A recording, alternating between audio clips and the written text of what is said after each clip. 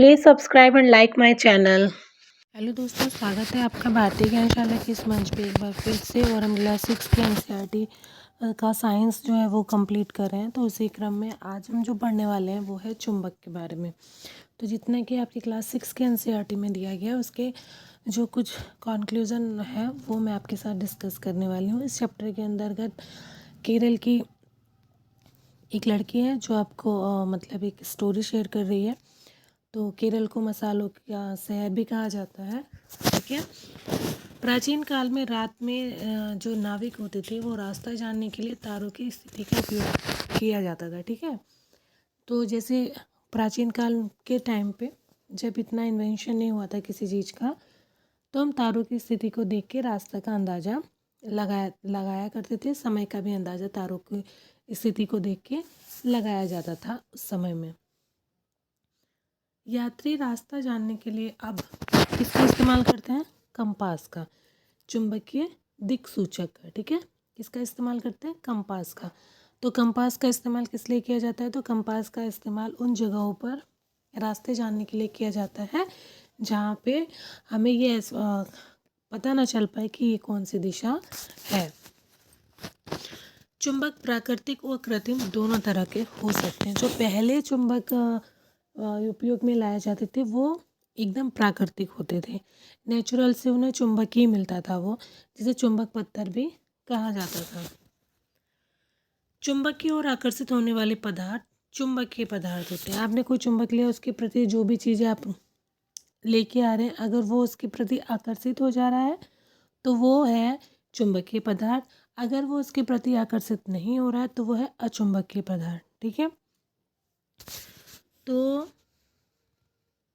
ये पता चल गया आपको। अब देखिए चुंबकीय धातु क्या होती है? लोहा, निकेल और कोबाल्ट, ये तीनों धातु जो होती हैं और इनके संयोजन से बनी हुई कुछ और भी धातुएं हैं जो चुंबकीय गुण प्रस्तुत करते हैं, यानी कि इनसे बनी हुई चीज़ों को चुंबक अपनी ओर आकर्षित कर लेता है। कभी भी एक ध्रुव वाला चुंबक आपको नहीं मिलेगा, ठीक है। एक ध्रुव वाला चुंबक नहीं मिलेगा मतलब कि चुंबक में दो ध्रुव होते हैं, ठीक है। एक उत्तरी ध्रुव और दूसरा दक्षिणी ध्रुव। आप छोटे से छोटा चुंबक का टुकड़ा ले लीजिए, उसके अंदर भी वो दोनों जो है ध्रुव मौजूद होंगे, north pole and south pole, ठीक है। सबसे ज़्यादा जो चुंबकीय गुण पाया जाता है, सबसे ज़्यादा चुंबकीय क्षेत्र कहाँ होता है? ध्रुवों पे होता है, पोल्स पे होता है। नॉर्थ एंड साउथ ये दोनों पोल्स ऐसे हैं जहाँ पे सबसे ज़्यादा चुंबक को अपने जो उनके चुंबकीय पदार्थ है उनको अपनी ओर आकर्षित करने की क्षमता सबसे ज़्यादा होती है।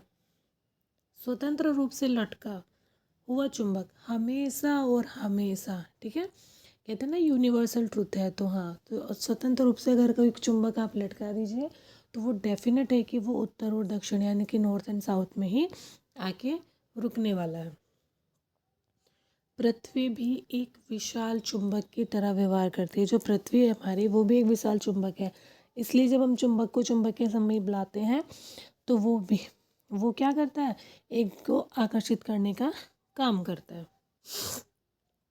सुई का वह सिरा जो उत्तर दिशा में रहता है सामान्यतः लाल रंग से रंगा जाता है या फिर सफ़ेद बिंदु से दर्शाया जाता है।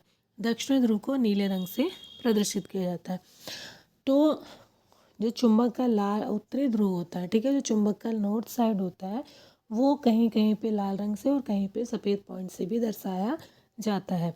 तो कभी अगर आपके सामने चुंबक हो और आपको फाइंड आउट करना हो तो आप ये जनरली ऐसा होता है, हर बार ही ऐसा हो ऐसा ज़रूरी नहीं, लेकिन जनरली ऐसा ही होता है कि रेड कलर या वाइट पॉइंट से ही आपके नॉर्थ पोल को शो किया जाता है। प्राचीन काल में इसे मत्स्य यंत्र या मत्स्य यंत्र भी कहा जाता था। जब पहले के समय में प्राकृतिक चुंबक के रूप में चीज़ों को इस्तेमाल करना शुरू किया गया तो इसे मत्स्य यंत्र, कंपास की जगह इसे मत्स्य यंत्र के नाम से जाना जाता था, क्योंकि मछली के आकार का एक चुंबकीय कृत लोहे का टुकड़ा इसमें इस्तेमाल होता था। क्योंकि जो लोहे का टुकड़ा उसमें इस्तेमाल होता था उसका जो शेप होता था वो फिश के जैसे होता था, और फिश को हिंदी और संस्कृत की भाषा में क्या बोलते हैं? मछली या मत्स्य, ठीक है। दो चुंबकों के समान ध्रुव हमेशा प्रतिकर्षित करते हैं। आप देखिए अगर एक नॉर्थ और एक दूसरा भी नॉर्थ है, दोनों नॉर्थ नॉर्थ हैं, उन दोनों को आप पास में लेके आएंगे तो वो क्या हो जाएंगे? वो एक दूसरे को अट्रैक्ट नहीं करेंगे बल्कि दूर जाएंगे। ठीक है, इसी तरह साउथ की भी बात हो जाती है। चुंबकीय प्रभाव अचुंबकीय पदार्थों के भीतर से होके उनके पार जा सकता है। तो ये तो छोटा सा एग्जाम्पल आपने कभी भी देखा भी होगा। बच्चे क्या करते हैं, बीच में एक लकड़ी का टुकड़ा पतला सा ले लेंगे, ठीक है, या फिर गत्ते का टुकड़ा ले लिया, एक चुम्बक ऊपर और नीचे से चिपका रहे, तो क्या वो चिपक रहा है? बिल्कुल। जैसे जैसे ऊपर वाला चुम्बक चलता है वैसे वैसे नीचे वाला कॉइन हो या फिर कोई पार्ट हो लोहे का, हाँ, वॉट एवर द थिंग्स जो कि आपका क्या करती हो, प्रेजेंट करती हो मैग्नेटिक जो उसकी प्रॉपर्टी है उसको। ठीक है, तो यहाँ से ये पता चला कि चुंबकीय प्रभाव जो है वो अचुंबकीय, क्योंकि प्लास्टिक तो अचुंबकीय है, लकड़ी भी अचुंबकीय है, लेकिन उसके सिरे से उसके अंदर से भी वो पार होके नीचे आपको चुंबकीय गुण प्रदर्शित करता हुआ प्रतीत होता है। चुंबक के दोनों सिरों पर नर्म लोहे के टुकड़े तथा बीच में लकड़ी का टुकड़ा रख के हम सुरक्षित करते हैं। जो चुंबक होता है उसको हम कैसे सुरक्षित रख सकते हैं? तो जो उनके नॉर्थ और साउथ पोल होते हैं उनके साथ हम एक नर्म लोहे का टुकड़ा एडजस्ट करेंगे और दो चुंबकों के बीच में हमेशा हम एक लकड़ी का जो है वो लकड़ी की छड़, लकड़ी का गुट का इस्तेमाल कर सकते हैं। चुंबक खराब होता है, चुंबक को परेशानी कब होती है? जब उसको गर्म किया जाता है, उसको गिरा दिया जाता है, उसको थोड़े से पीटा जाए या फिर उसको रिमोट या टीवी के पास लेके जाए, क्योंकि ये मैग्नेटिक चीज़ें हैं, ये चीज़ों को अपनी ओर आकर्षित करती हैं, प्रतिकर्षित करती हैं, और इसकी वजह से जब इसके ऊपर आप इस तरह का व्यवहार करेंगे तो ये जो चुंबक है वो ख़राब होंगे। ठीक है, तो पूरे चैप्टर में आपको यही सारी बातें बताई गई थी। आशा करती हूँ कि क्लास 6 की एनसीईआरटी के अकॉर्डिंग ये जो है कि चुंबक को जानो या चुंबक के साथ मनोरंजन, ये चैप्टर आपको पसंद आया होगा, समझ भी आया होगा। तो चैनल को सब्सक्राइब जरूर कर लीजिएगा और वीडियो को लाइक शेयर ज़रूर करिएगा। मिलते हैं नेक्स्ट चैप्टर के साथ कल।